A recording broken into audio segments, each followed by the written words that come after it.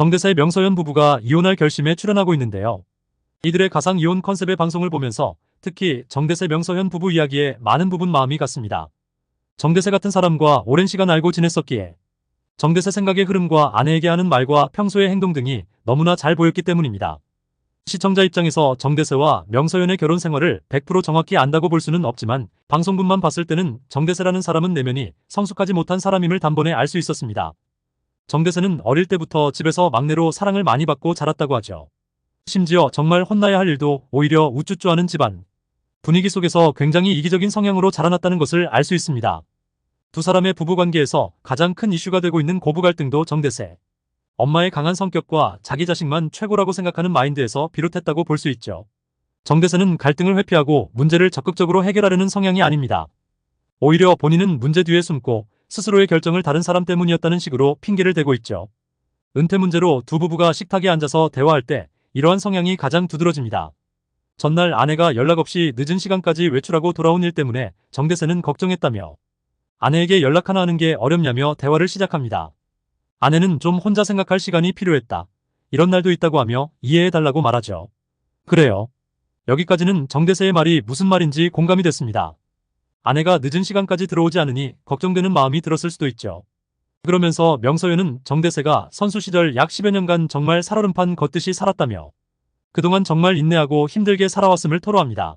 명서현이라는 사람을 직접 알지는 못하지만 방송에서 나온 모습과 과거의 고부 갈등을 스스로 인내하며 친정에조차 말하지 않았다는 성품을 보면 그녀가 얼마나 인내심과 책임감이 강한 사람이라는 것을 알 수 있죠.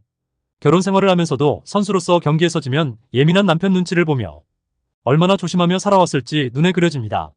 이제서야 그녀는 본인이 그만큼 힘들었던 시간이었다며 지금의 본인 상황을 이해해달라고 말합니다.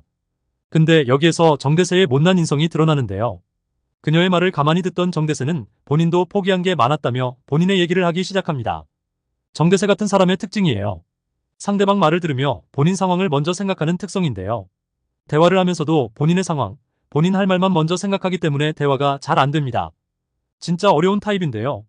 이건 어릴 때부터 몸에 체화된 이기심 때문에 그렇게 고착화된 것이죠. 정대세는 심지어 은퇴한 이유, 한국에 온 이유, 은퇴식에 본인 엄마를 부르지 못한 이유를 모두 명서현과 장모 때문이라고 말하며 눈물까지 흘립니다. 명서현 입장에서는 정말 당황스러웠을 겁니다. 본인한테 미리 말했다면 은퇴식에 시어머니 부르는 걸 막지 않았을 거예요.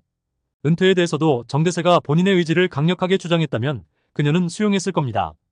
하지만 모든 결정은 결국 정대세 스스로 결정해놓고 묘하게 그 책임을 타인에게 돌리고 있어요. 잘하면 내 탓, 잘 못되면 남 탓이라고 생각하는 전형적인 사람인 거죠.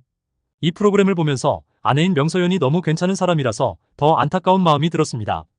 저렇게 고집불통의 이기적인 사람을 남편이랍시고 인내하고 본인 커리어 다 버리고 살았나?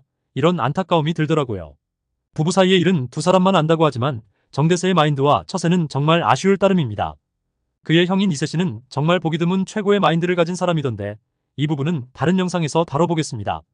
모쪼록 명서현 씨 힘내시길 바랍니다.